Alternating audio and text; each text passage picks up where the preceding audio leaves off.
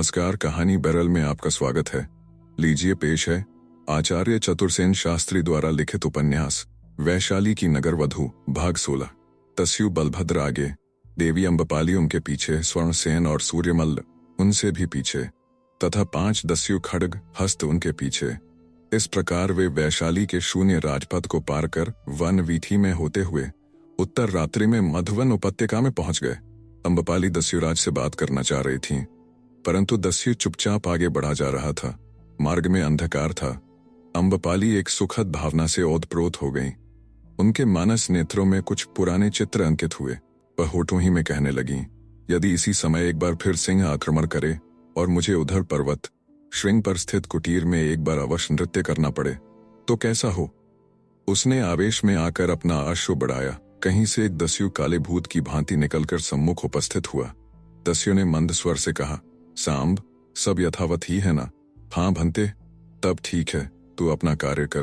काला भूत चला गया। दस्यु ने अब पर्वत पर चढ़ना आरंभ किया। पहाड़ी बहुत ऊंची न थी।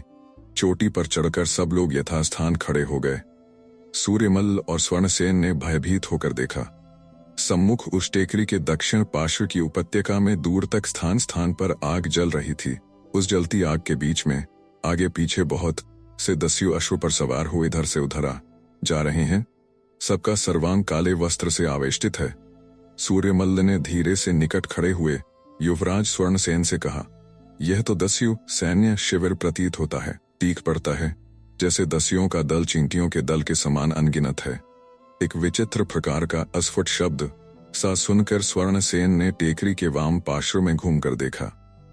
उधर से एक सुसज्जित अश्वारोही सैन्य धीरे धीरे सावधानी से इस तथा कथित दस्यु शिविर की ओर बढ़ रहा था। उसके शस्त्र इस अंधेरी रात में भी दूर जलती आग के प्रकाश में चमक रहे थे। इस सैन्य को धीर गति से आगे बढ़ते देख स्वर्णसेन ने प्रसन्न मुद्रा में उंगली से संकेत किया। सूर्यमल्ल ने हर्षित होकर कहा, यही हमारी सेना है। दस्युओं के शिविर पर अब आक्रमण हुआ ही चाहता है, परंतु दस्यु क्या बिल्कुल असावधान है।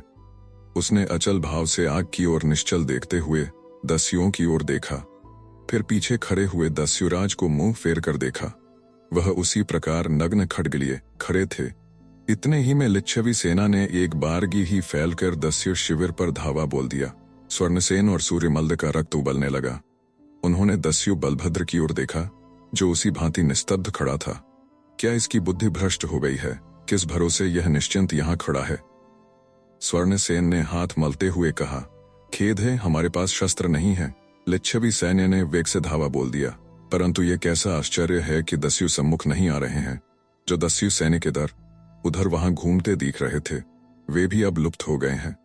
लिच्छवी सेना यूं ही शून्य में अपने भाले और खड्ग चमकाती हुई चिल्ला रही थी। वह जैसे वायु से युद्ध कर रही हो। ये सब क्या गौरव धंधा है मित्र? स्वर्णसेन ने सूर्यमल्ल का कंधा पकड़कर कहा। सूर्यमल्ल की दृष्टि दूसरी ओर थी। उनकी आंखें पथरा रही थीं और वाणी जड़ थी। उसने भरे हुए स्वर में कहा, सर्वनाश। साथ ही उसने एक और उंगली उठाई। स्वर्णसेन ने देखा, काली नागिन की भांति काले वस्त्र पहने दस्यु सैन्य एक कंदरा से निकलकर लिच्छवी सैन्य के पिछले भाग में फैलती जा रही है। दूर तक इस काली सेना के अश्वारोही घाटी में बिखरे हुए हैं। देखते लिच्छवी सैन्य का उसने समस्त पृष्ठ भाग छा लिया, और जब वह सेना विमड़ की भांति दल बांधकर तथा सम्मुख एक भी शस्त्र न पाकर ठोर पर जलती हुई आग के चारों ओर घूम कर तथा हवा में शस्त्र घुमा घुमाकर चिल्ला रही थी, तभी दस्यु सैन्य ने जैसे कोई विकराल पक्षी अपने पर फैलाता है, अपने दाएं पक्षों का विस्तार किया।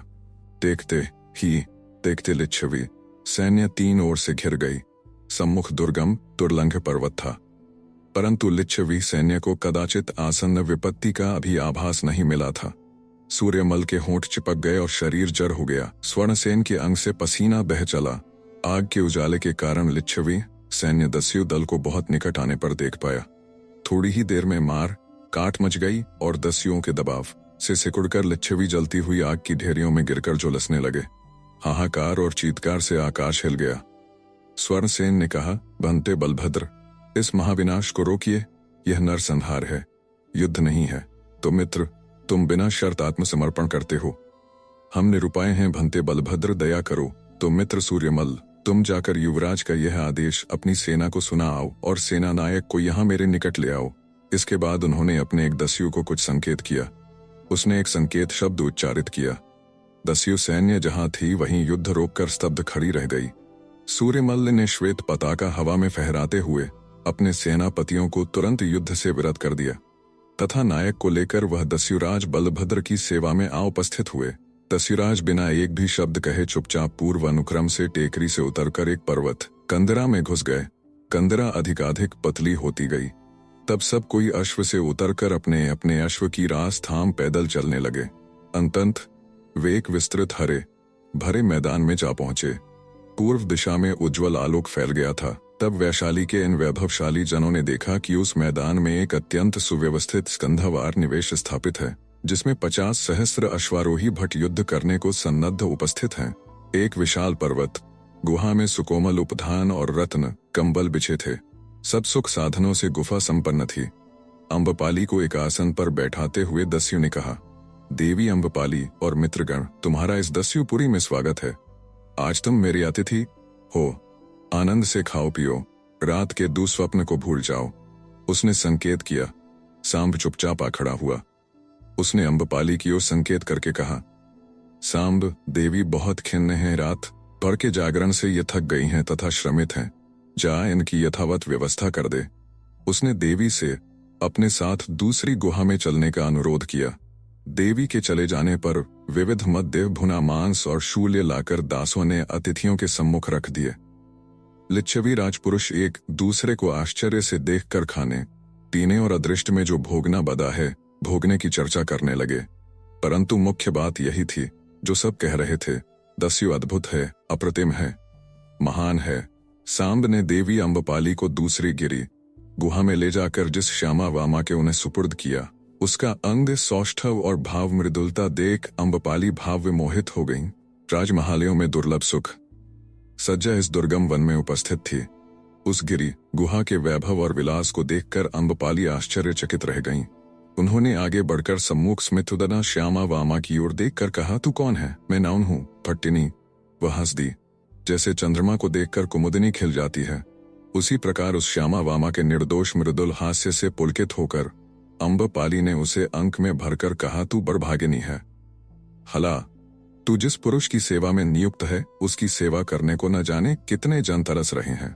सुनकर कृतकृत्य हुई भट्टिनी, आपके दर्शनों से मेरे नेत्र स्नातपूत हो गए। अब आज्ञा हो तो मैं आपका अंग संस्कार करूं। इस वन में जो साधन सुलभ हैं, उन्हीं पर भट्टिनी संतोष करना होगा। अम्बपाली ने मुस्कुराकर कहा, अच्छा हला। नाउन ने देवी अम्बपाली का अंग संस्कार किया, उन्हें सुवासित किया। नाउन के हस्त, लाघव हस्त, कौशल, मृदुल वार्तालाप और यत्न से देवी अम्बपाली का सारा श्रम दूर हो गया। फिर जब सुवासित मदिरा और विविध प्रयत्न और एक से बढ़कर एक खाद्य पेय उनके सम्मुख आए तो उनसे रहा नहीं गया। उन्होंने कहा, भला तेरे स्वामी वे दस्यु सम्राट क्या दर्शन ही न देंगे? यह तो उनकी इच्छा पर निर्भर है भट्टिनी, किंतु अभी आप आहार करके थोड़ा विश्राम कर लें। नहीं नहीं हला, उन्हें बुला। नाउन ने हंसकर कहा, क्या कहूं? भट्टिनी, बुलाने से तो वे आएंगे नहीं, आप ही आ सकते हैं। ये कैसी बात? वे किसी की इच्छा के अधीन नहीं है, इसी से। नाउन ने धृष्टतापूर्ण हंसी हंसते हुए कहा, ऐसा ही मैं भी कभी समझती थी। कभी अवसर मिलने पर उनसे कह देना। कह सकेगी, कह सकूंगी। अब भी ऐसा ही है देवी अम्बपाली। सोमप्रभ ने हंसते हंसते आकर कहा। अम्बपाली ने सोमप्रभ को सुवेशित भद्र नागरिक वेश में नहीं देखा था। आज देखकर क्षण भर को उनकी प्रगल्भता लुप्त हो गई। सोम ने कहा, आप मुझ पर कुपित तो नहीं है देवी? कुपित होकर तुम्हारे जैसे समर्थ का कोई क्या कर सकता है? भद्र, असमर्थ होने पर भी कुछ जन समर्थ होते हैं। ऐसे कितने जन हैं प्रिय दर्शन? केवल एक को मैं जानता हूं, आज्ञा पाओ तो कहूं। स्वेच्छा से कहना हो तो कहो तो सुनो। मैंने एक व्यक्ति देखा है जो निरातंक सालाद सोरलास हो स्वर्ण रत्न भंडार के द्वार उन्मुक्त करके दस्युओं को लूट लेने के लिए अभिनंदित करता है। रहने दो प्रिय, आओ कुछ खाओ पियो। दोनों बैठ गए। अवसर पाकर नाउन पान लेने खिसक गई।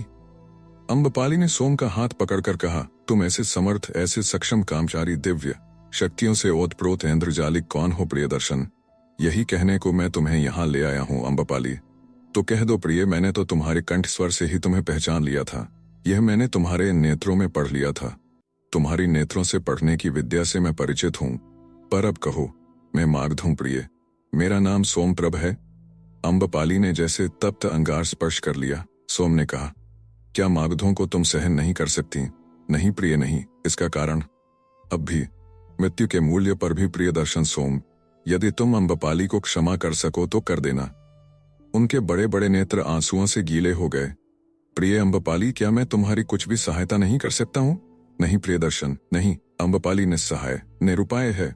विषादपूर्ण मुस्कान सोमप्रभ के मुख पर फैल गई। उन्होंने एक लंबी सांस ली। उसके साथ अनेक स्मृतियां वायु में विलीन हो गईं। प्रियदर्शन सोम, क्या मैं तुम्हारा कुछ प्रिय कर सकती हूं प्राणों के मूल्य पर भी? प्रिय, तुम मुझे सदैव क्षमा करती रहना और सहन करती जाना। अरे, यह तो मेरा अनुरोध था प्रियदर्शन। तब तो और भी अच्छा है। हम दोनों एक ही नाव पर जीवन यात्रा कर रहे हैं, जो कदाचित विषाद, निराशाओं और आंसुओं से परिपूर्ण है। तो क्या किया जा सकता है प्रिय? प्रियत में जीवन से पलायन भी तो नहीं किया जा सकता। ना, नहीं किया जा सकता। सोम, प्रियदर्शन, एक याचना करूं? सोम ने अम्बपाली के दोनों हाथ पकड़कर कहा, यह अकिंचन सोम तुम्हारा ही है। प्रिय अम्बपाली, तो प्रियदर्शन, मुझे सहारा देना। जब जब मैं स्खलित होऊं तब। उनके होंठ कांपे। फिर उन्होंने टूटते अवरुद्ध स्वर में कहा, यह मत भूलना सोमभद्र कि मैं एक असहाय दुर्बल नारी हूं। तुम पुरुष की भांति मेरी रक्षा करना। मैं तुम्हारी किंकरी, तुम्हारी शरण हूं। अम्बपाली सोम के पैरों में लुढ़क गई। सोम ने उन्हें उठाकर अंक में भर लिया और अपने तप्त त्रिषित आग के अंगारों के समान जलते हुए होंठ उनके शीतल कंपित होंठों पर रख दिए। अम्बपाली मूर्छित होकर सोम के अंत में बिखर गईं। शरतकालीन सुंदर प्रभात था। राजगृह के अंतरायण में अगणित मनुष्यों की भीड़ भरी थी। लोग अस्त्र शस्त्रों से सुसज्जित इधर उधर आ जा रहे थे। प्रत्येक मनुष्य के मुंह पर युद्ध की ही चर्चा थी। नगर अशांति और उत्तेजना का केंद्र स्थान बना हुआ था। लोग भय और आशंका से भरे हुए थे। शस्त्रधारी सैनिक झुंड के झुंड वीथियों और हट्टों में फिर रहे थे तथा आवश्यकता की सामग्री खरीद रहे थे। सम्राट और महामात्य वर्षकार के विग्रह की खूब बढ़ा चढ़ाकर और नमक मिर्च लगाकर चर्चाएं हो रही थीं। गुप्तचरों सत्रियों का नगर में जाल बिछा था। मंत्री, पुरोहित, अंतर अमात्य, दौवारिक, अंतर्वेशिक, अंतपाल आटविक व्यस्त भाव से नगर में आ जा रहे थे। हिरण्य और धान्यों से भरे हुए शकट सशस्त्र प्रहरियों के बीच राजभंडागार में जा रहे थे। अनेक सत्री और तीक्ष्ण पुरुष तथा गूढ़ा जीव अदिति कौशिक स्त्रियां नगर में घूम रही थीं। कोई दैवज्ञ के वेश में, कोई भिक्षुकी के वेश में, कोई क्षपणक के वेश में परस्पर मिलने पर गूढ़ संकेत करते हुए घूम रहे थे। नगर की चर्चा का मुख्य विषय युद्ध, कौशल, शस्त्र प्रयोग और युद्ध प्रियता थी। थोड़ा भी कोलाहल होने पर लोगों की भीड़ किसी भी स्थान पर जमा हो जाती थी। पांथागार के सम्मुख एक परदेसी एकांत पांथ अश्वारोही आकर रुक गया। अश्व और आरोही दोनों ही अद्भुत थे। अश्व ऊंची रास का एक मूल्यवान से अंधर था और अश्वारोही एक स्फूर्तियुक्त, बलिष्ठ किंतु ग्रामीण सा युवक था। ऐसा प्रतीत होता था जैसे उसने कोई बड़ा नगर देखा नहीं है तथा वह अकस्मात राजगृह की इस तड़क भड़क को देखकर विमूढ़ हो गया है। उसका अश्व मांसल, सुंदर एवं चंचल था। अश्वारोही का गंभीर मुख, बड़े बड़े ज्योतिर्मय नेत्र, उन्नत मस्तक और दीर्घ वक्ष तथा दृढ़ अंग उसके उत्कृष्ट योद्धा होने के साक्षी थे और उसके ग्रामीण वेश तथा अद्भुत व्यवहार करने पर भी उसका सौष्ठव व्यक्त करते थे। एक विकराल खड्ग उसकी कमर में लटक रहा था। उसकी दृष्टि निर्भय थी। वह भीड़ में खड़ा लोगों की संदिग्ध दृष्टियों को उपेक्षा और अवज्ञा की दृष्टि से देख रहा था। उसके वस्त्र धूल से भरे थे और शरीर थकान से चूर चूर था। यह स्पष्ट था कि वह अनवरत लंबी यात्रा करता हुआ आया है। उसका अश्व भी पसीने से तरबतर था। वह पांथागार के अध्यक्ष से बातें कर रहा था। अध्यक्ष ने उसे सिर से पैर तक घूरकर कहा, मित्र, खेद है कि मैं तुम्हें स्थान नहीं दे सकता। सब घर घिर गए हैं। वैशाली से राजदूत आए हैं। उन्हीं के सब संगी साथी तथा स्वयं राजदूत ने भी यहीं डेरा किया है। एक भी घर खाली नहीं है। तो मित्र, तुम मुझे अपना निज अतिथि मान। मुझे विश्राम की अत्यंत आवश्यकता है। यह 10 कार्षापण तेरे लिए है। सोने के 10 चमचमाते टुकड़े हथेली पर रखे देख पांथागार के अध्यक्ष के सब विचार बदल गए। उसने हंसकर कहा, यह तो बात ही कुछ और है भंते, परंतु दुख है कि मेरे पास पांथागार में स्थान नहीं है। फिर भी आप एक प्रतिष्ठित सज्जन हैं। मैं आपकी कुछ सहायता कर सकता हूँ। किस प्रकार मित्र? मेरा एक मित्र है, वह सम्राट का प्रतिहार है। यही निकट ही उसका घर है। घर बड़ा और सुसज्जित है। सौभाग्य से वह बड़ा लालची है। ऐसे 10 सुवर्ण पाकर तो वह अपने रहने का सजा धजा कक्ष ही आपको अर्पण कर सकता है। इतने बड़े घर में वह और उसकी पत्नी केवल 2 ही व्यक्ति रहते हैं। तो मित्र, यही कर, सुवर्ण की चिंता न कर। अध्यक्ष उस प्रतिहार को बुला लाया। वह एक ढीला ढाला मोटा वस्त्र पहने था, दुबला पतला शरीर, मिचमिची आंखें, गंजी खोपड़ी, पतली गर्दन। उसने आकर सम्मान पूर्वक युवक का अभिवादन किया। युवक ने पूछा, यही वह व्यक्ति है? यही है भंते। तब यह स्वर्ण है। उसने 10 टुकड़े उसकी हथेली पर रखकर कहा, शेष तुम्हारा साथी समझा देगा। मैंने समझ लिया भंते, खूब समझ लिया। आइए आप। इतना कहकर अतिविनीत भाव से पांत को अपने साथ ले चला। प्रतिहार का घर छोटा था, परंतु उसमें सब सुविधाएं जयराज के अनुकूल थीं। वहां वह निशंक आराम से टिक गए। यहां उन्हें एक सहायता और मिल गई। प्रतिहार ने उन्हें एक कृषक तरुण कहीं से ला दिया। यह बालक 18 वर्ष का एक उत्साही और स्वस्थ नवयुवक था। जयराज ने उसे एक ताघन खरीद दिया और खूब खिला पिलाकर परचा लिया। वह कृषक बालक छाया की भांति जयराज के साथ रहकर उनकी सेवा तथा आज्ञा पालन करने लगा। प्रतिहार का नाम मेघमाली था। जयराज अपने सुसज्जित कक्ष में पड़े अनेक राजनीतिक ताने बाने बुन रहे थे। इसी समय प्रतिहार ने द्वार खटखटाया। अनुमति पाकर वह अंदर आया और बारंबार प्रणाम करके विनीत भाव से बोला, भंते, आपका शौर्य और उदारता दोनों ही अद्वितीय है। मैं आपका सेवक सदैव आपकी सेवा में उपस्थित हूँ, परंतु इस समय मैं प्रार्थी हूँ, आप मेरी सहायता कीजिए।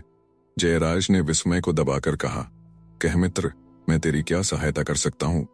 उसने कुछ क्षण रुककर कहा, मेरी स्त्री अति रूपवती है, वह चरित्र की भी उज्जवल है। 2 वर्ष पूर्व मैंने उससे विवाह किया था। इसके लिए मेरा सब यत्न से संचित स्वर्ण भी खर्च हो गया। ससुराल से मुझे कुछ भी धन नहीं मिला। क्या कहूँ, बड़ी विपत्ति में हूँ। जयराज हंसने लगे। हंसते ही हंसते उन्होंने कहा, तो मित्र, ससुराल से धन अब कैसे मिल सकता है तथा मैं इसमें क्या सहायता कर सकता हूँ? विपत्ति कुछ और ही है भंते।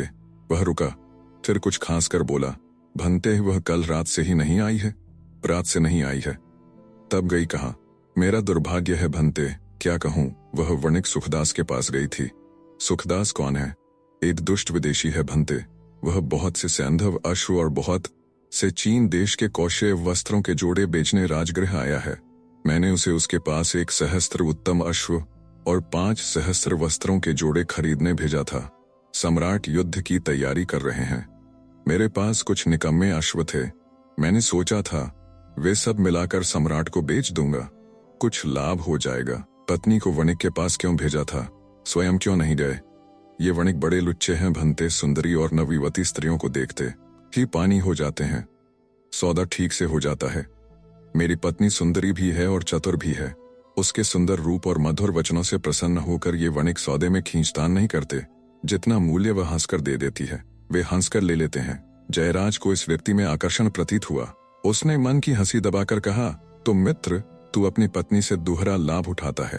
पर भंते, जितना स्वर्ण उसके लोभी पिता ने मुझसे लिया था, अभी उतना भी तो नहीं मिला है। अस्तु, तो पत्नी की बात कह। वही कह रहा हूं भंते। मैंने उसे सुखदास के पास 1 सहस्त्र अश्व और 5 सहस्त्र चीनाशुक क्रय करने को भेजा था। यह तो मैंने सुना। इसके बाद वह पाजी सुखदास, ऐसा प्रतीत होता है, मेरी स्त्री पर मोहित हो गया और उसे एकांत में ले जाकर उसने कहा, मूल्य लेकर तो 1 भी अश्व, 1 भी चीनाशुक नहीं दूंगा, परंतु हाँ, यदि तू आज रात मेरी सेवा में रहे तो 500 घोड़े और 1 सहस्त्र चीनाशुक तेरी भेंट है। और तेरी चरित्रवती स्त्री ने स्वीकार कर लिया। नहीं भंते, उस साध्वी ने कहा, मैं पति से पूछ लूं, वह आज्ञा देगा तो मैं तेरी बात रख लूंगी। सो तैने आज्ञा दे दी। 500 सैंधव अश्व और 1 सहस्त्र चीनाशुक भंते कम नहीं होते। ऐसे मूर्ख भी बार बार नहीं मिलते। मैंने सीधे स्वभाव कह दिया, यदि एक ही रात्रि में 500 अश्व सहस्त्र चीनाशुक मिलते हैं तो दोष नहीं है। तू ऐसा ही कर।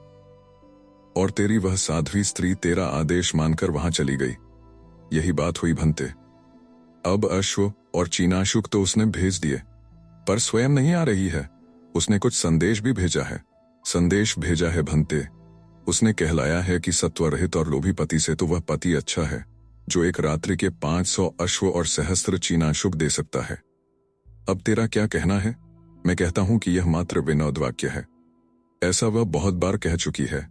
उसका स्वभाव भी हंसोड़ है। तेरा अनुमान यदि सत्य हो तो भंते राजकुमार, मेरी स्त्री मुझे दिलवा दीजिए। उसके बिना मैं जीवित नहीं रह सकूंगा, भूखों मर जाऊंगा। यह तो सत्य है, जब तू भूखों मर जाएगा तो जीवित कैसे रह सकता है? बंते, मैं प्रतिष्ठित पुरुष हूं, तो प्रतिष्ठित पुरुष अभी तू जाकर शयन कर, सुख स्वप्न देख। भोर होने पर मैं सुखदास के अश्वों को और तेरी उस साध्वी पत्नी को भी देखूंगा। प्रतिहार कुछ संतुष्ट होकर मन बड़बड़ाता हुआ चला गया। दूसरे दिन जयराज भड़कीला परिधान धारण कर अश्व पर आरूढ़ हो संग में कृषक तरुण धवल्ल को ले सुखदास वणिक के निवास पर जा पहुंचे। सेवक सहित इस प्रकार एक भद्र पुरुष को देख सुखदास ने उनका सत्कार करके कहा, बंते, मैं आपकी क्या सेवा कर सकता हूं? जयराज ने इधर उधर देखते हुए हंसकर कहा, मित्र, मैं किसी अच्छी वस्तु का क्रय करना चाहता हूं। सुना है तू बड़ा प्रामाणिक व्यापारी है। बंते, मेरे पास बहुत उत्तम जाति के अश्व हैं और बहुमूल्य चीनाशुक के जोड़े हैं। सम्राट युद्ध व्यवस्था में रत हैं। उन्हें अश्वों की आवश्यकता है, इसी से मैं और मेरे 11 मित्र भी अश्व लाए हैं। हमारे पास सब मिलाकर 1,00,000 अश्व हैं। ये सब सम्राट के लिए हैं भंते। इतर जनों को भी तूने माल बेचा है मित्र, परंतु मैं खुदरा बिक्री नहीं करता, थोक माल बेचता हूँ। थोक ही सही, तब कह 500 सैंधव अश्व और 1,000 जोड़े चीनाशुकों का तो क्या मूल्य लेता है? सुखदास वनिक संदेह और भय से जयराज का मुंह ताकने लगा। जयराज ने कहा, कह मित्र, अभी कल ही तूने एक सौदा किया है। तू बड़ा व्यापारी अवश्य है, परंतु एक ही दिन में इस छोटे से सौदे को तो नहीं भूला होगा। तो भंते, आपको क्या चाहिए? कहिए, मेरा कर्तव्य है कि आपकी आज्ञा का पालन करूं। यह अच्छा है। सस्ते में क्रय करना और लाभ लेकर अधिक मूल्य में बेचना व्यापार की सबसे बड़ी सफलता है। लाभ ही के लिए व्यापार किया जाता है भंते, ये बुद्धिमानी की बात है। इधर लिया उधर दिया, ठीक है ना? बिल्कुल ठीक है भंते, लाभ मिलना चाहिए, ये बुद्धिमानी की बात है। तो अभीष्ट वस्तु मिलने पर मैं मुंह मांगा दाम देता हूँ। मेरे पास सुवर्ण की कमी नहीं है मित्र। आप जैसे ही राजकुमारों के हम सेवक हैं भंते। तो मूल्य कह दिया मित्र। काहे का? उस स्त्री का जिसको तूने कल खरीदा है। सुखदास वणिक का मुंह सूख गया। उसने कहा, कैसी स्त्री भंते? प्रतिहार पत्नी रे, क्या मुझे चराता है? जयराज ने व्याज कोप से कहा। थर कांपने लगा। उसने कहा, दुहाई राजपुत्र, मैं निर्दोष हूँ, पर तू जानता है सम्राट तुझे कभी क्षमा नहीं करेंगे। अभी तेरे बांधने को राजपुरुष आएंगे, वे तुझे ले जाकर सूली चढ़ा देंगे, परंतु वह स्वेच्छा से आई है भंते, अपने पति की अनुमति से। वे अश्व और चीनाशुक तो एक ही रात के शुल्क है नन्ना, ये सत्य है, परंतु वह अब उस लोभी वृद्ध और कृपण प्रतिहार के पास नहीं जाना चाहती। भंते, उस सुशीला से वह पतित हट करके कुकर्म कराता है। केवल उस दुष्ट के अधीन होने से वह वणिकों के पास जा क्रय विक्रय करती है, अपने चित्त से अपने योग्य काम समझकर नहीं। उसके रूप और सौंदर्य को उस पतित ने अपना मूलधन बनाया हुआ है। तो मित्र, मैं उस मूलधन को देखना चाहता हूँ, तो उससे पूछकर कह सकता हूँ कि वह आपसे मिलकर बात करना चाहेगी या नहीं। तो तू पूछ ले मित्र। वणिक भीतर चला गया। थोड़ी देर में उसने आकर कहा, चलिए भंते, वह आपसे मिलने को सहमत है। जयराज ने भीतर जाकर एक सुसज्जित कक्ष में उसे खड़े देखा। उसकी अवस्था 20-22 वर्ष की थी। वह अतिकमनीय रूपवती बाला थी। सौंदर्य और लावण्य सुडौल, मुख और अंग से फूटा पड़ता था। लाल लाल पतले होंठ और बड़ी बड़ी नुकीली आंखें काम निमंत्रण सा दे रही थीं। इस अप्रतिम सौंदर्य प्रतिमा के मुख पर निष्कलंकता और अभय की आभा देखकर जयराज पुलकित हो गए। प्रफुल्लित रक्तिम आभा से प्रदीप्त मुखमंडल पर मुस्कान सुधा बिखेर कर उसने कहा, मैं आपका क्या प्रिय करूं?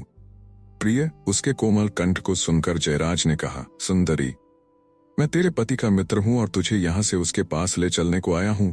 तेरी जैसी चरित्रवती रूपवती के लिए इस प्रकार पुंश्चली की भांति पर पुरुष का सेवन करना अच्छा नहीं है। आप ठीक कहते हैं भंते राजकुमार, पर यह दूषित कार्य मैंने अपनी इच्छा से अपने विलास के लिए नहीं किया है। आप ही कहिए, जिस लोभी ने आपत्ति के बिना मुझे अन्य पुरुष के हाथ बेच डाला, उस सत्वहीन निर्लज्ज के पास अब मैं कैसे जाऊं? मेरी भी एक मर्यादा है भंते।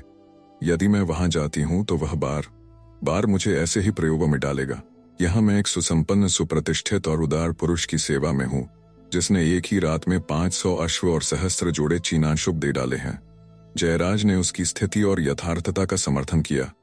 फिर उसने उठते हैं सुखदास वणिक से कहा, मित्र, तू यथेष्ट लाभ में रहा। स्मरण रख, सत्वहीन पुरुषों के पास धन और स्त्री नहीं ठहर सकते। इतना कह उस रूप, तेज कोमलता तथा प्रगल्भता की मोहिनी मूर्ति को मन में धारण कर जयराज अपने आवास को लौट आए। गणदूत गांधार काप्यक का बिंबसार श्रेणिक ने बड़ी तड़क भड़क से स्वागत किया। मागध सीमा में पहुंचते ही राज्य की ओर से प्रत्येक सन्निवेश पर उसके स्वागत एवं सुख सुविधा के सब साधन जुटे हुए मिलने लगे। राजगृह आने पर पांथागार में उसे राजार भव्य निवास और सत्कार मिला। मागध संधि वैग्राहिक अभय कुमार विशेष रूप से गणदूत की व्यवस्था पर नियत हुआ। जयराज ने मार्ग में काप्यक से मिलने की बिल्कुल चेष्टा नहीं की, परंतु राजगृह में इसे पांथागार के अध्यक्ष के माध्यम से राजदूत से परिचय प्राप्त करने तथा उसके मैत्री लाभ करने के अभिनय का अच्छा सुअवसर मिल गया। प्रतिहार से घनिष्ठता होने पर कभी सांकेतिक भाषा में और कभी स्पष्ट मिलकर परस्पर विचार विनिमय करने का सुअवसर उसे मिलने लगा। गणदूत और उसका पूर्वापर संबंध मागध संधि वैग्राहिक अभय कुमार भी नहीं भांप सका। जयराज कभी अश्व पर सवार होकर और कभी पांव पादा नगर वीथी हाट में जा जाकर राजगृह के दुर्ग, सैन्य, अस्त्रागार और शस्त्रास्त्र निर्माण आदि युद्धोद्योगों को देखने तथा विविध मानचित्र, संकेत चित्र और विवरण पत्रिकाएं गूढ़ लिपि में तैयार करने लगा। प्रतिहार पत्नी का वह क्षणिक परिचय उसकी आसक्ति में परिणत हो गया। उसकी आसक्ति भी अधिक काम आई। वह अंत पुर का राई रत्ती हालचाल लाकर जयराज को देने लगी। अत्यंत महत्वपूर्ण और उपयोगी सूचनाएं उससे उन्होंने प्राप्त कर लीं। सम्राट के दरबार में उपस्थित होकर उपानय उपस्थित करने और सम्राट से मिलने का दिन नियत हो गया। काप्यक ने जयराज से मिलकर यह निर्णय कर लिया कि सम्राट से गणदूत के रूप में काप्यक नहीं जयराज ही मिलेगा। यह एक जोखिमपूर्ण योजना थी, परंतु अनिवार्य थी। यह भी तय हा कि सम्राट की भेंट के तत्काल बाद ही जयराज को राजगृह से प्रस्थान भी कर देना चाहिए। उसने यह सब व्यवस्था ठीक ठीक कर ली और अपने कौशल तथा इन तीनों सहायकों की सहायता से वह अनायास ही गणदूत के रूप में सम्राट के सम्मुख जा उपस्थित हुआ। कृषक बालक उसके लिए बड़ा सहायक प्रमाणित हुआ।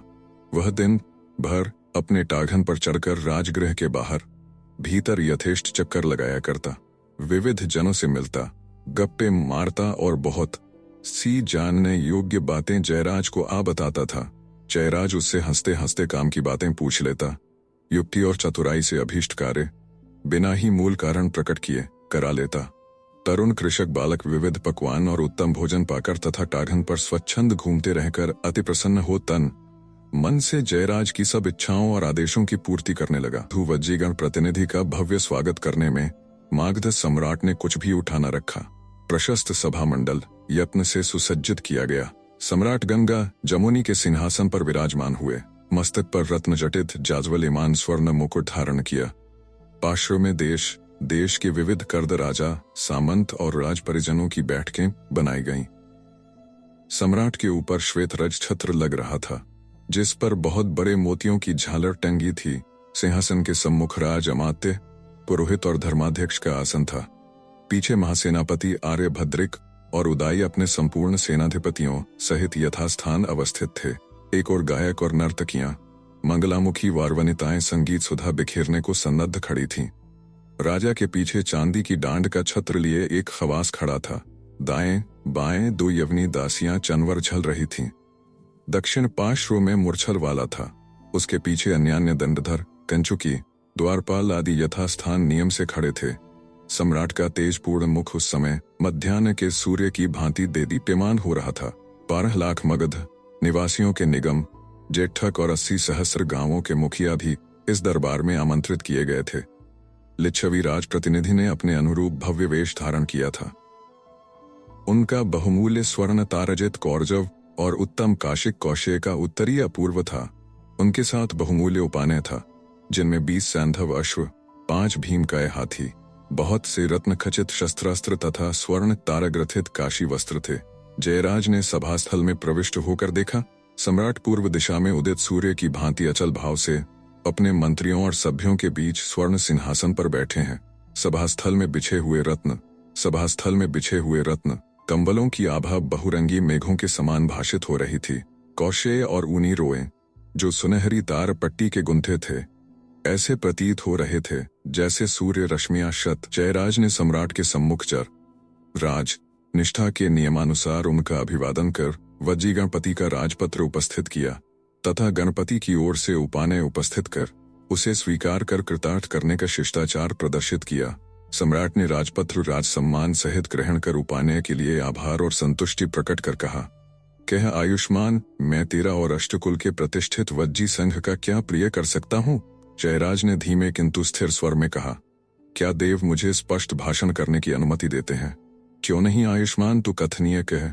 तो देव, वज्जीगण का अनुरोध है कि सम्राट आर्य महामात्य को राजगृह में फिर से सुप्रतिष्ठित करें। यह तो मगध राज्य का अपना प्रश्न है भद्र। वज्जीगण राज्य को अनुरोध करने का इसमें क्या अधिकार है। अपितु राजदंड प्राप्त बहिष्कृत महामात्य को राजनियम के विपरीत वज्जीगण संघ ने प्रश्रय देकर मारधर राज्य संधि भंग की है, जिसका दायित्व वज्जीगण संघ पर है। इसके विपरीत देव, वज्जीगण संघ की यह धारणा है कि सम्राट की अभिसंधि से महामात्य कूटनीति का अनुसरण कर तूष्णीय युद्ध कर रहे हैं, तो इस धारणा के वज्जीगण संघ के पास पुष्ट प्रमाण होंगे। देव, वज्जीगण संघ सम्राट की मैत्री का मूल्य समझता है, वह बिना प्रमाण कुछ नहीं करता। सम्राट को मैं विश्वास दिलाता हूँ। आयुष्मान क्या कहना चाहता है, कह। महाराज वैशाली के अष्टकुल सम्राट से मैत्री संबंध स्थिर किया चाहते हैं, किंतु किस प्रकार भद्र। मागध साम्राज्य के प्रति वैशाली के अष्टकुल के जैसे विचार हैं, वह मैं भली भांति जानता हूँ। मैं भी क्या उनसे अवगत हो सकता हूँ भद्र। महाराज वज्जीगण सम्राट की किसी भी इच्छा की अवहेलना नहीं करेंगे। तब तो मुझे केवल यही विचार करना है कि मुझे उनसे क्या कहना चाहिए। सम्राट यदि स्पष्ट कहें, यह तो व्यर्थ होगा आयुष्मान। तो क्या मैं ही सम्राट को वज्जीगण संघ का संदेश निवेदन करूं? यह अधिक उपयुक्त होगा। मैं स्पष्ट कहने के लिए सम्राट से क्षमा याचना करता हूं। कह भद्र, कथनीय कह। देव यह जानते हैं कि वह बात अब सार्वजनिक हो चुकी है। आयुष्मान, तेरा अभिप्राय क्या है? वह स्पष्ट है। देव, यदि अष्टकुल की किसी कुलीन कुमारी से विवाह करना चाहते हैं तो यह सुकर है। प्रस्ताव महत्वपूर्ण है और इससे मेरी प्रतिष्ठा होगी। साथ ही अष्टकुल के वजी गणतंत्र और मगध साम्राज्य की मैत्री समृद्धि भी बढ़ेगी। किंतु इसके लिए एक वचन देना होगा। कैसा वचन? केवल लिच्छवी कुमारी का पुत्र ही भावी मगध सम्राट होगा। केवल यही, और कुछ तो नहीं? नहीं देव, आयुष्मान को कुछ और भी कथनीय है। यत्किंचित महाराज देवी अम्बपाली वज्जीगण का विषय है। उन पर संपूर्ण गणजनपद का समान अधिकार है। अष्टकुल उन पर किसी एक का एकाधिकार सहन नहीं करेगा।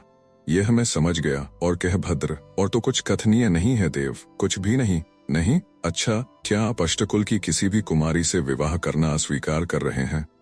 यह मेरे लिए सौभाग्य की बात है भद्र, किंतु मैं इसे अपनी स्वेच्छा और भावना की बलि देकर नहीं स्वीकार कर सकता। रही देवी अम्बपाली की बात, वज्जीगण के उस धिकृत कानून की बात मैं जानता हूँ। परंतु आयुष्मान, कोई भी मागध स्त्री जाति के अधिकारों को हरण करने वाले इस कानून के विरोध में खड्ग हस्त होना आनंद से स्वीकार करेगा। अच्छा आयुष्मान, अब विदा। अपने प्रस्ताव के लिए अष्टकुल के वज्जीगण प्रमुखों से मेरी कृतज्ञता अवश्य प्रकट कर देना। सम्राट, मुझे यह भय है कि इस निर्णय का कोई भयानक परिणाम न हो। दो पड़ोसी राज्य व्यवस्थाओं के बीच की सद्भावना न नष्ट हो जाए। आयुष्मान, महाराजों की एक मर्यादा होती है और सम्राट की भी।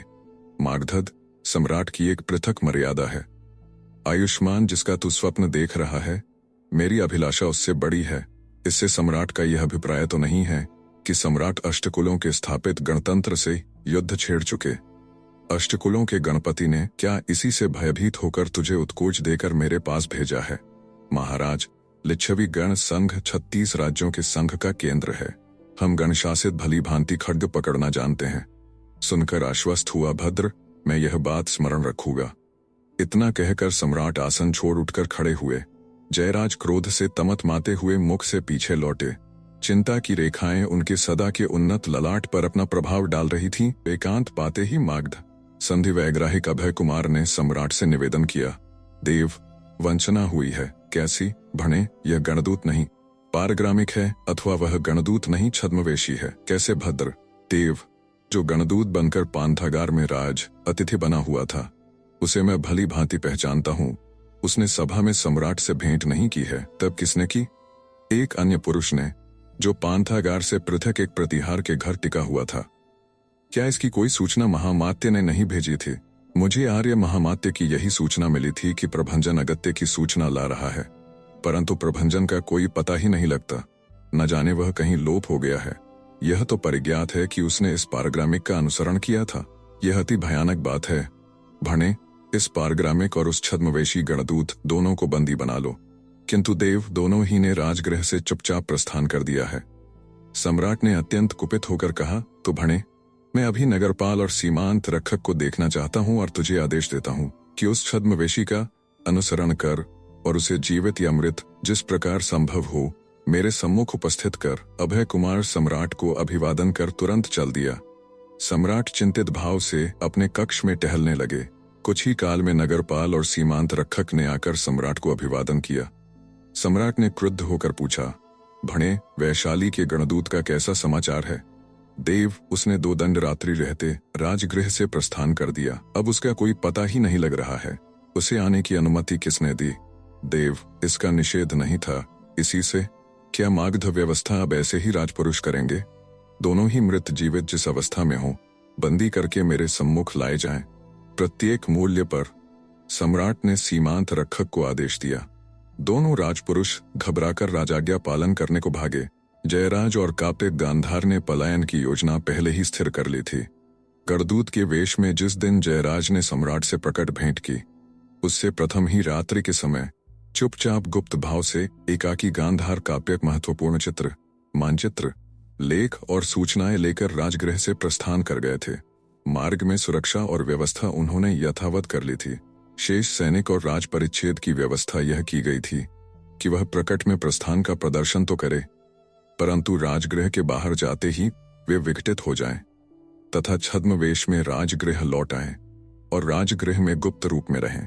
इस योजना के कारण वैशाली के गणदूत और उसकी छोटी सी सैन्य तथा सेवक मंडली कहाँ लोप हो गई, इसका किसी को कुछ पता ही नहीं लगा। गांधार काप्य को भी कोई नहीं पा सका। जयराज सम्राट से मिलने के तत्क्षण बाद अपने डेरे पर गए ही नहीं। वे तुरंत ही सबकी आंख बचा राजगृह से चल दिए। पूर्व योजना के अनुसार उनका वह कृषक बालक मित्र उनसे पहले ही जा चुका था और राजगृह से 8 योजन दूर एक चैत्य में उनकी प्रतीक्षा कर रहा था। इस प्रकार जयराज और उनके संगी साथी जिन्हें जाना था, वे पूर्व नियोजित योजना से सकुशल राजगृह से निकल गए। जिन्हें रहना था वे प्रच्छन्न भाव में रहे। अभय कुमार मोटी बुद्धि का तथा कुछ दीर्घसूत्री आदमी था। वह सैनिक प्रथम था, राजनीतिज्ञ उसके बाद। वह राजकुमार था, अनुशासित भी न था। उससे इस अगत्य के कार्य में अनेक त्रुटियां रह गईं। फिर भी उसने वैशाली के इन सफल भगोड़ों को जीवित या मृत पकड़ लाने के संकल्प से चुने हुए सैनिक लेकर प्रस्थान किया। सीमांत रक्षक ने भी चारों ओर सेना फैला दी। जयराज को तुरंत ही इस व्यवस्था का पता लग गया। वह यथासंभव युद्ध से बचना चाह रहे थे और शीघ्र से शीघ्र सुरक्षित मागध राज्य की सीमा से निकल जाना चाहते थे। फिर भी उनकी 1-2 बार पीछा करने वालों से मुठभेड़ हो ही गई, पर जयराज ने युद्ध नहीं किया। पलायन ही करना श्रेयस्कर समझा।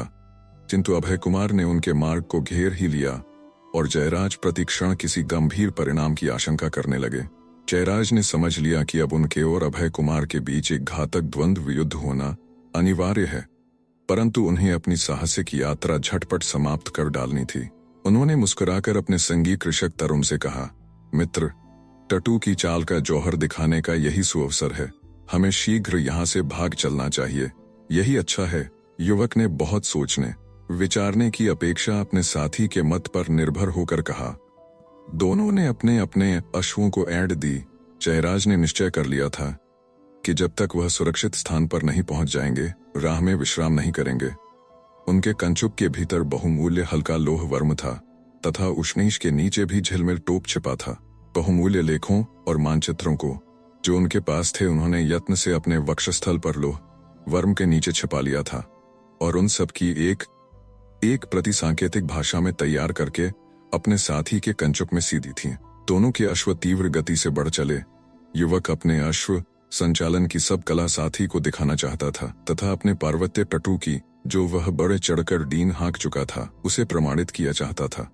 इसी से वह साथी के साथ बराबर उड़ा जा रहा था।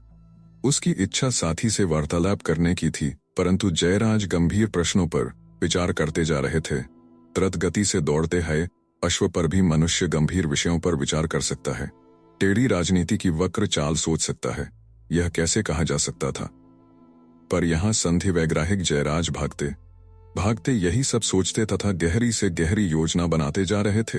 वे प्रत्येक बात की तह तक पहुंचने के लिए अब तक की पूर्वापर संबंधित सभी बातों की तुलना, विवेचना और आरोप की दृष्टि से देखने के लिए अपने मस्तिष्क में विचार स्थिर करते जा रहे थे। उन्होंने मन ये स्वीकार कर लिया कि सम्राट अद्भुत और तेजवान पुरुष हैं। उन्हें सरलता से मूर्ख नहीं बनाया जा सकता है। फिर भी सम्राट की अम्बपाली के प्रति आसक्ति एवं अपने ही जीवन में उनके शून्य अपने को भी वह समझ गए थे। उन्होंने यह समझ लिया था, युद्ध तो अनिवार्य है ही, वह भी अंति विलंब, परंतु मूल मुद्दा यह है कि देवी अम्बपाली ही का आवास एक छिद्र होगा जहां से मगध साम्राज्य को विजय किया जा सकता है। आर्यवशकार की दुर्धर्ष कुटिल राजनीति के ताने बाने को छिन्न भिन्न करके आर्यभद्रिक के प्रबल पराक्रम को नत किया जा सकता है। उसी कूटनीतिक छिद्र पर जयराज ने अपनी दृष्टि केंद्रित की। उन्होंने मन ही मन कहा, सम्राट एक ऐसी उलझी हुई गुत्थी है जो जीवन में नहीं सुलझेगी, परंतु इसी से सम्राट का पराभव होगा तथा ब्राह्मण वर्षकार की बुद्धि और भद्रिक का शौर्य कुछ भी काम न आएगा। उसने बड़े ध्यान से देखा था कि संपूर्ण मागध जनपद संपन्न और निश्चिंत है। उसे यहाँ वह युद्ध की विभीषिका नहीं दिखाई दी थी जो वैशाली में थी। वे अत्यंत आश्चर्य से यह देख चुके थे कि वहां जनपद में बेचैनी के कोई चिन्ह न थे। कृषक अपने हल बैल लिए खेतों की ओर आराम से जा रहे थे। रंगीन वस्त्रों से सुसज्जित ग्रामीण मागध बालाएं छोटे छोटे सुडौल घड़े सिर पर रखे आती जड़ी भली लग रही थीं। वे गाने गाती जाती थीं जिनमें यौवन, जीवन, आनंद, आशा और मिलन सुख के मोहक चित्र चित्रित किए हुए थे। जयराज को ऐसा प्रतीत हो रहा था जैसे चिड़ियां चहचहाती हुई उड़ रही हैं। संपूर्ण मागध जनपद शत सहस्त्र मुख से कह रहा था, देखो हम सुखी हैं, हम संतुष्ट हैं। जयराज सोचते जाते थे, हमारे वज्जी गणतंत्र से तो यह साम्राज्य चक्र ही अधिक सुविधाजनक प्रतीत होता है। यदि साम्राज्य तंत्र में आक्रमण भावना न होती तो निस्संदेह राजनीति के विकसित स्थिर रूप को तो साम्राज्य ही में देखा जा सकता है। वे चारों ओर आंख उघाड़कर देखते जा रहे थे। पीले और पके हुए धान्य से भरपूर खेत खड़े थे।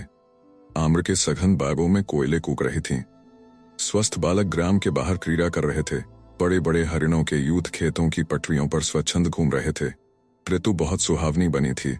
कोई कोई ग्रामीण सस्ते टटुओं पर इधर उधर आते जाते दीख पड़ रहे थे। ये टटू बड़े मजबूत थे। उनके मुंह से निकल पड़ा, वाह ये तो बड़ी मौज में है। साथ ही युवक ने जयराज के होंठ हिलते देखे। वह अपना टट बढ़ाकर आगे आया और उसने कहा, आपने कुछ कहा भंते? हाँ मित्र, मैं सोचता हूँ कि तेरी और मेरी दोनों की ससुराल यहाँ कहीं किसी गांव में होती, और ये रंगीन घाघरे पहने हुए जो वधूटियां छोटे छोटे जल के घड़सिरों पर रखे इकलाती लोगों के मन को लचाती आ रही हैं, इनमें ये कोई भी एक दो हमारी तेरी वधूटियां होती तथा हम और तू साथ इसी तरह इन गांवों में से किसी एक के श्वसुर गृह में आकर आदर सत्कार पाते तो कैसी बहार होती। साथी का यह रंगीन विनोद सुनकर युवक खिलखिलाकर हंस पड़ा। उसने थोड़ा लजाते हुए कहा, भंते इधर ही उस ओर के एक ग्राम में मेरी ससुराल है और मैं वहां 1-2 बार जा चुका हूं। चलिए भंते वहां चलें। अच्छा, क्या वधूटी वहीं है? वहीं है भंते। ओहो, यह बात है मित्र, तो देखा जाएगा। वह ग्राम यहाँ से कितनी दूर है? यदि हम इसी प्रकार चलते रहे, राह में कहीं न रुके तो सूर्यास्त तक वहां पहुंच जाएंगे, और यदि हम घोड़ों को सरपट छोड़ दें, वह तब तो दंड दिन रहे पहुंच सकते हैं। परंतु तुम्हारे श्वसुर और श्यालक कहीं मुझे गवाठ में तो नहीं बंद कर देंगे? नहीं भंते, जब मैं उनसे कहूंगा कि आप राजकुमार हैं और सम्राट से बात करके आ रहे हैं, तो वे आपको सिर पर उठा लेंगे। मेरा श्यालक मेरा प्रिय मित्र भी है, तब तो बढ़िया भोजन की भी आशा करनी चाहिए। ओ, वे लोग संपन्न हैं, इसकी क्या चिंता। तो मित्र यही तय रहा, आज रात वहीं व्यतीत करेंगे। उत्सुकता और आनंद के कारण तरुण कृषक कुमार का मुंह लाल हो गया। वह उत्साह से अपने टटू पर जमकर बैठ गया। जयराज साथी से बातें करते जाते थे, पर खतरे से असावधान न थे। वृक्षों के सघन कुंज को देखकर उनके मन में सिहरन उत्पन्न होती। एक गहरे नाले और ऊंचे टीले को देख वे ठिठक गए। वे दिन भर चलते ही रहे थे। संध्या होने में अब विलंब न था। इसी समय पीछे से उन्होंने कुछ अश्वारोहियों के आने की आहट सुनी। वह एक सुनसान जंगल था। दाहिनी ओर एक टीला था। उन्होंने पीछे मुड़कर देखा। उसी टीले के ऊपर 13 अश्वारोही एक पंक्ति में खड़े हैं। वे उनसे कोई 10 धनुष के अंतर पर थे। इन दोनों को देखते ही 13 ने तीर की भांति अश्व फेंके। जयराज ने साथी से कहा, सावधान हो जा मित्र, शत्रु आ पहुंचे। इसी समय बाणों की एक बौछार उनके इधर उधर होकर पड़ी। जयराज ने कहा, मित्र, साहस करना होगा, भागना व्यर्थ है। सामने समतल मैदान है और कोई आड़ भी नहीं है। हमारे अश्व थके हुए हैं। तू दाहिनी ओर को वक्रगति से टटू चला, जिससे शत्रु बाण लक्ष्य न कर सकें, और अवसर पाते ही ससुराल के गांव में भाग जाना। मेरे लिए रुकना नहीं। किंतु भंते आप, मेरी चिंता नहीं मित्र। तेरा श्वसुर ग्राम निकट है, वहां से समय पर सहायता ला सके तो अच्छा है। वृक्षों के उस झुरमुट के उस ओर ही वह ग्राम है। जीवित पहुंच सका तो 2 दंड में सहायता ला सकता हूं। मेरे दोनों शालक उत्तम योद्धा हैं। इसी बीच बाणों की एक और बौछार आई। जयराज ने साथी को दाहिनी ओर वक्रगति से बढ़ने का आदेश दे स्वयं बाईं ओर को तिरछा अश्व चलाया। शत्रु और निकट आ गए। वे उन्हें घेरने के लिए फैल गए और निरंतर बाण बरसाने लगे। जयराज ने एक बार साथी को खेतों में जाते देखा और स्वयं चक्राकार अश्व घुमाने लगा। शत्रु अब एक धनुष के अंतर से बाण बरसाने लगे। जयराज ने अश्व की बाग छोड़ दी और फिसलकर अश्व से नीचे आकर उसके पेट से चिपक गए और अपना सिर घोड़े के वक्ष में छिपा लिया तथा एक हाथ में खड्ग और दूसरे में कटार दृढ़ता से पकड़ ली। शत्रुओं ने साथी की परवाह न कर उन्हें घेर लिया। एक ने चिल्लाकर कहा, वह आहत हुआ, उसे बांध लो, जीवित बांध लो। परंतु पहले देख, मर तो नहीं गया। 3 अश्वारोही हाथ में खड्ग लिए उनके निकट आ गए। जयराज ने अब अपनी निश्चित मृत्यु समझ ली, परंतु आत्मरक्षा के लिए तनिक भी नहीं हिले। वे उनके अत्यंत निकट आ गए। जयराज ने एक के पार्श्व में कटार घुसेड़ दी, दूसरे के कंठ में उनका खड्ग विद्युत गति से घुस गया। दोनों गिरकर चिल्लाने लगे। तीसरा दूर हट गया। इसी समय अवसर पा जयराज ने फिर अश्व फेंका। शत्रु क्षण भर के लिए स्तंभित हो गए, पर दूसरे ही क्षण वे लेना करके उनके पीछे भागे। अंधकार होने लगा। दूर वृक्षों के झुरमुट की ओट में सूर्य अस्त हो रहा था। जयराज ने एक बार उधर दृष्टि डाली। जब तक वे धनुषों पर बाण संधान करें, वह पलटकर दुर्धर्ष वेग से शत्रु पर टूट पड़े। 2 को उन्होंने खड्ग से 2 टूक कर डाला। एक ने आगे बढ़कर उनके मोड़े पर करारा वार किया। अभय कुमार को पहचान कर जयराज आहत होने पर भी उस पर टूट पड़े। 2 सैनिक पार्श्व से झपटे। एक को उन्होंने बाएं हाथ की कटार से आहत किया, दूसरा पैंतरा बदलकर पीछे हट गया। इसी समय जयराज ने अभय कुमार के सिर पर एक भरपूर हाथ खड्ग का मारा। वह मूर्छित होकर धराम से धरती पर गिर गया। अब शत्रु 7 थे। नायक के मूर्छित होने से वे घबरा गए थे, परंतु जयराज भी अकेले तथा आहत थे। उनके मोढ़े से रक्त झर बह रहा था। वे लड़ते लड़ते ग्राम को लक्ष्य कर बढ़ने लगे। इसी समय अभय कुमार की मूर्छा भंग हुई। उसने चिल्लाकर कहा, मारो, उसे मार डालो, देखो बचकर भागने न पाए। शत्रुओं ने फिर उन्हें घेर लिया। अब वे चौमुखा वार करके खड्ग चला रहे थे, पर क्षण क्षण पर विपत्ति की आशंका थी। अवसर पा उन्होंने एक शत्रु को और धराशायी किया। इसी समय ग्राम की ओर से 4 अश्वारोही अश्व फेंकते आते उन्होंने देखे। उन्हें देख जयराज उत्साहित हो खड्ग चलाने लगे। शत्रु घातक वार कर रहे थे। कृषक तरुण ने कहा, हम आ पहुंचे भंते राजकुमार, और साथियों को लेकर वह शत्रुओं पर टूट पड़ा। सब शत्रु काट डाले गए। अभय कुमार को बांध लिया गया। सब कोई ग्राम की ओर चले। इस समय रात एक दंड व्यतीत हो चुकी थी। ग्राम के निकट पहुंचकर जयराज ने कृषक युवक और उसके साथियों से कहा, मित्रों, आपने मेरे प्राणों की रक्षा की है, इसके लिए तुम्हारा आभार ले रहा हूं, परंतु मुझे एक अच्छा अश्व दो। यह क्या भंते, क्या आप रात विश्राम नहीं करेंगे? नहीं मित्र, मुझे जाना होगा। इतना कह उसे एक ओर ले जाकर स्वर्ण की एक भारी थैली उसके हाथ में रखकर कहा, मित्र, तू रात भर यहाँ रहकर भोर होते ही वैशाली की राह पकड़ना और वैशाली के संथागार में पहुंचकर यह मुद्रा किसी भी प्रहरी को दे देना। वह तुझे मुझ तक पहुंचा देगा। किंतु आप आहत हैं भंते। परंतु मित्र, कार्य गुरुतर है, तो मैं भी साथ हूं। नहीं मित्र, रात्रि भर ठहर कर प्रात चलना, पर राह में अटकना नहीं। तेरे पास मेरी थाती है। समझ गया भंते, किंतु यह स्वर्ण, जयराज ने हंसकर कहा, संकोच न कर मित्र, पधूटी का कोई आभूषण बनवाना, ला अश्व दे। युवक ने ऊंची रास का अश्व श्यालक से दिला दिया। फिर उसने आंखों में आंसू भरकर कहा, तो भंते, यह राजकुमार है। ऐसा ही होगा भंते। जयराज ने उसी अंधकार में अश्व छोड़ दिया। प्रबल प्रतापी मगध सेनापति चंडभद्रिक के शौर्य, तेज और समर कौशल की गाथाएं उन दिनों संपूर्ण जम्बूद्वीप में गाई जाती थीं। उस युग में उनका जैसा धीर, वीर, तेजस्वी और दूरदर्शी सेनापति दूसरा भारत में न था। उन्होंने वैशाली के महत्व और सत्ता पर भली भांति विचार करके भागीरथ प्रयत्न से मागधी सेना का सर्वथा नए ढंग पर संगठन किया था। चंपा, कोसल और मथुरा, अवंती के अभियान में जो मागधी सेना को क्षय और हानि हो गई थी वह उन्होंने सब बात की बात में पूरी कर ली थी, और अब राजगृह के घर घर में वैशाली अभियान की ही चर्चा थी। लोग अमात्य वर्षकार के असाधारण निष्कासन को भी इस तरह भूल गए थे। एक दिन सम्राट और सेनापति ने अति गोपनीय मंत्रणा की। सम्राट ने कहा, आर्यभद्रिक, यदि शिशुनाग वंश के मस्तक पर चक्रवर्ती छत्र नहीं आरोपित हुआ तो इस वंश में बिम्सार का जन्म लेना ही व्यर्थ हुआ, और आपका मगध सेनानायक होना भी। सेनापति ने हंसकर कहा, सो तो है देव। देखिए, पृथ्वी पर हिमालय से दक्षिण समुद्र पर्यंत अर्थात उत्तर दक्षिण में हिमालय और समुद्र के बीच का तथा 1,000 योजन तिरछा अर्थात पूर्व पश्चिम की ओर 1,000 योजन विस्तार वाला पूर्व पश्चिम समुद्र की सीमा से भक्त देश चक्रवर्ती क्षेत्र कहता है। इस चक्रवर्ती क्षेत्र में अरण्य, ग्राम्य, पार्वत, औदक, भौम, सम, विषम जो भूभाग हैं उनका निरूपण इस मानचित्र में देखिए और विचार कीजिए कि अब करणीय क्या है। प्रथम उत्तर दक्षिण प्रदेश पर दृष्टि डालिए। अमात्य ने देव की अभिलाषा को चरितार्थ करने की ही यह योजना बनाई थी कि दक्षिण समुद्र को मगध साम्राज्य यदि स्पर्श करे तो उसे सर्वप्रथम चंड प्रद्योत अवंती नरेश और उसके मित्र मथुरापति अवंती वर्मन का पराभव करना चाहिए।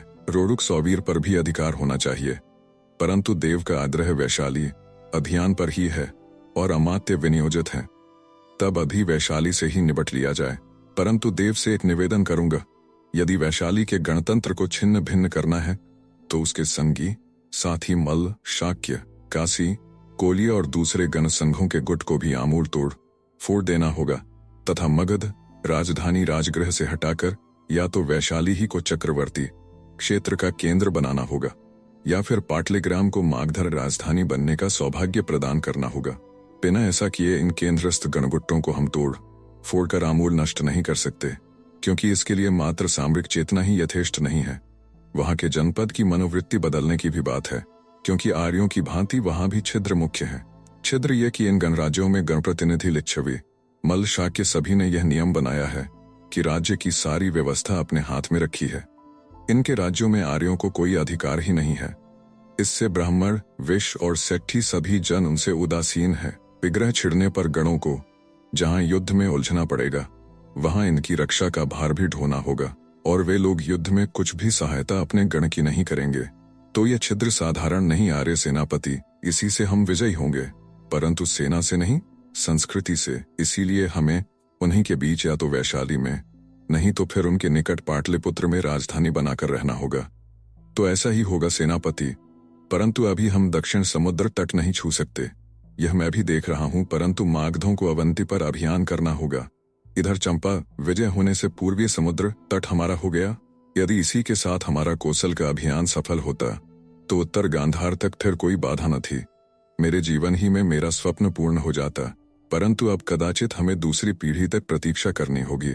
विदूढ़ दासी पुत्र कठिन हाथों से कौशल की व्यवस्था कर रहा है। यद्यपि वह प्रकट में आयुष्मान सोमप्रभ से अति उपकृत है, सो तो है ही देव, परंतु हम राजनीति में प्रथम ही से कोई कल्पना नहीं कर सकते। परिस्थितियां क्षण पर बदलती रहती हैं, इसलिए अभी हमें अपना ध्यान केवल वैशाली पर ही केंद्रित करना चाहिए, जहां अमात्य आत्मयज्ञ कर रहे हैं, और सोमकूट युद्ध, फिर हमारे सोनगंगा और बागमती तट के नए पुराने दुर्ग हैं जो सब भांति सज्जित हैं। इसके अतिरिक्त हमारी समर्थ जल सैन्य है, जिसके संबंध में देव को सब कुछ विदित कर दिया गया है। तो ऐसा ही हो अर्य सेनापति, आपने किस प्रकार सैन्य व्यवस्था की है? इस समय हमारे पास कुल एक अक्षौहिणी सैन्य सन्नद्ध है। इसे मैंने 5 भागों में विभक्त किया है। एक मौल बल मूल स्थान अर्थात राजधानी की रक्षा करने के लिए, इसका भार आचार्य शांभव्य पर है। इस सेना का कार्य केवल राजधानी की रक्षा ही नहीं, क्षय और व्यय की पूर्ति करना भी है। इस सेना में अधिक विश्वस्त, अनुभवी और योग्य व्यक्तियों को आचार्य की अधीनता में रखा गया है, जिससे पीछे शत्रु भेद न डाल दे। अन्न, रसद, शस्त्रास्त्र और नए नए भट्ट निरंतर मोर्चे पर भेजते रहने की सारी व्यवस्था यही सेना करेगी। आवश्यकता होने पर सम्मुख युद्ध भी कर सकेगी। दूसरी सेना भूतक बल है। इसमें वे ही योद्धा हैं जो केवल वेतन लेकर युद्ध करते हैं। शत्रु के पास भूतक बल बहुत कम है और अभी हमें भिन्न शक्तियों से प्राप्त सहायता मिलने में विलंब भी है। अत यही सैन्य कठिन मोर्चों पर आगे बढ़कर कार्य करेगी। इसी सेना को शत्रु के यातायात अवरोध पर भी लगाया जाएगा।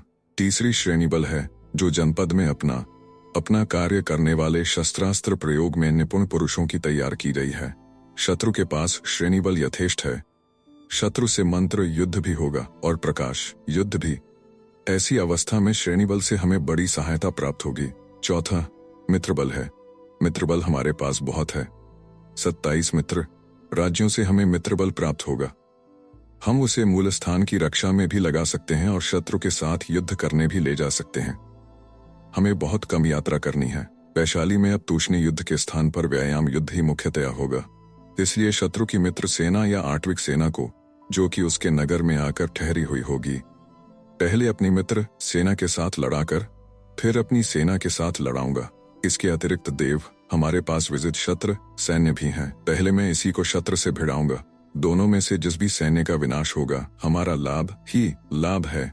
जैसे कुत्ते और सूअर के परस्पर लड़ने से दोनों में से किसी भी एक के मर जाने पर चांडाल का लाभ होता है, उसी प्रकार देव। इतना कहकर मागध महाबलाधिकृत भद्रिक हंस दिए। सम्राट भी हंस पड़े। उन्होंने कहा, यह तो ठीक है आर्य सेनापति, परंतु हमारी आठविक सैन्य की व्यवस्था सर्वोत्तम होनी चाहिए। निस्संदेह देव मिनिएचर भिन्न रूप में शत्रु भूमि में फैले हुए वहां का राई रत्ती मानचित्र तैयार करने में जुटे हैं। वन, वीथी, उपत्यका, नद, हृद, श्रृंग जहां जो है उसका ठीक ठीक चित्रण कर रहे हैं। कहाँ कहाँ किन किन युद्धोपयोगी वस्तुओं एवं व्यवहार्य पदार्थों का चय उत्पादन गोपन है देख भाल रहे हैं, जो उनसे सूचनाएं मिलती जा रही हैं। हमारी आठविक सेना शिक्षित अभिज्ञात होती जा रही है। वह भली भांति सब मार्गों को जान गई है। उत्तम निर्धांत पथ प्रदर्शकों सूत्रकों का सहयोग उसे प्राप्त है। शत्रु भूमि में छद्म युद्ध, पलायन युद्ध और समयुद्ध करने की उसे पूरी शिक्षा दी गई है। वह सब भांति आयुधों से सुसज्जित है। जैसे एक बिल्वफल दूसरे बिल्वफल के द्वारा टकराकर फोड़ दिया जाता है, उसी भांति हम आठविक बल को ले युद्ध प्रारंभ कर देंगे और शत्रु के तृण काष्ठ आदि छोटे छोटे पदार्थों तक को उस तक न पहुंचने देंगे, पीछी में नष्ट कर डालेंगे। सुनकर संतुष्ट हुआ आर्य सेनापति। और भी कुछ ज्ञातव्य है? हाँ देव, हमने औत्सुक्य सैन्य का भी संगठन किया है। यह एक नेता रहित सेना है। इसमें भिन्न भिन्न देशों के रहने वाले जन हैं। इसका काम शत्रु के देश में केवल लूटमार करना है। इसमें भर्ती होने के लिए किसी आज्ञा या अनुशासन की आवश्यकता नहीं है। नगर जनपद को लूटना, आग लगाना, खेतों और बाग बगीचों को नष्ट करना, मार्गों और यातायात साधनों को भंग करना तथा शत्रु के संपूर्ण राज्य में अव्यवस्था फैलाना ही इस सेना का कार्य होगा। इसके हमने 2 भाग किए हैं, एक भेद्य, दूसरा अभेद्य। प्रतिदिन भत्ता लेकर अथवा मासिक हिरण्य नियमित वेतन के रूप में लेकर शत्रु देश में लूटमार मचाने वाला भेद्य है, परंतु दूसरी औत्साहिक सैन्य में विश्वस्त मार्गधजन ही है। यह अधिक सुगठित और सुसंपन्न है। इस प्रकार देव हमने यह 7 प्रकार का बल सुसंगठित किया। साधु सेनापति, अब क्षय व्यय तथा लाभ पर भी विचार करना आवश्यक। अवश्य देव, मेरी रणनीति यह है कि क्षय और व्यय की दृष्टि से जिस काल में अत्यधिक गुणयुक्त लाभ की संभावना हो तभी आक्रमण किया जाए। अर्थों का ही अर्थों से संबंध है। देव, हाथी ही से हाथी पकड़ा जा सकता है। सत्य है आर्य सेनापति, तो अब सेना के कूच की आज्ञा होनी चाहिए। अच्छा देव, हम तो तैयार ही हैं। महाबलाधिकृत सुमन के अधिकरण में मोहन गृह में वज्जीगण की समर मंत्रणा हुई। संधिवैग्राहिक जयराज ने अपना विवरण सुनाते हुए कहा, यद्यपि यह सत्य है कि मगध सम्राट के पास उत्तम सेनापति और अच्छे सैनिक नहीं है तथा उसकी सेना में बहुत छिद्र हैं, फिर भी आर्य वर्षकार का तूष्णी युद्ध और आर्य चंद्रभद्रिक की व्यूह योजना अद्वितीय है। हम यदि तनिक भी असावधान हुए तो हमारा पतन निश्चित है और हमारे साथ उत्तर पूर्वीय भारत के सब गणराज्य नष्ट हो जाएंगे। यह स्पष्ट है कि मगध सम्राट की संपूर्ण शक्ति इन दोनों ब्राह्मणों के हाथ में है और यही मगध राज्य सत्ता को साम्राज्य के रूप में संगठित कर रहे हैं, जो आर्यों की पुरानी कुत्सित राज्य व्यवस्था है।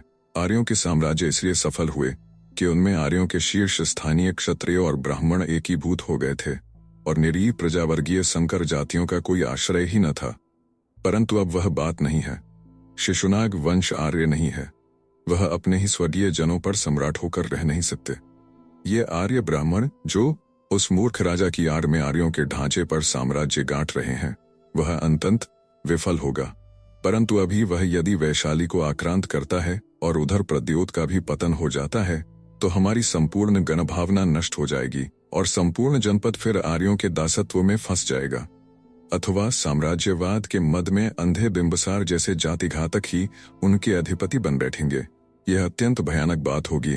आयुष्मान, संपूर्ण जनपद के मानवीय अधिकारों की रक्षा के लिए हमें लड़ना और जय पाना होगा। सेनाधिनायक सुमन ने कहा। किंतु सेनापति, यदि सत्य देखा जाए तो हम गणराज्यों के विधाता भी तो ठीक ठीक जनपद मानवीय अधिकारों का प्रतिनिधित्व नहीं कर रहे। हमने भी तो अपने गणराज्यों की राज्य व्यवस्था में आर्यों का बहिष्कार कर रखा है। सिंह ने गंभीरतापूर्वक कहा। यह है, परंतु इसके गंभीर कारण हैं तथा इस समय हमें केवल मूल विषय पर विचार करना है। आयुष्मान, अब हमें यह जान लेना चाहिए कि हमारे भय के दो मध्य बिंदु हैं, एक ब्राह्मण वर्षकार और दूसरे आर्य चंडभद्रिक। एक तीसरा भय और है। वह कौन? आप सुन रहे थे कहानी बैरल से, आचार्य चतुर्सेन शास्त्री द्वारा लिखित उपन्यास वैशाली की नगरवधू, भाग 16। वीडियो पसंद आया तो इसे लाइक करिए और चैनल को भी सब्सक्राइब कीजिए। धन्यवाद।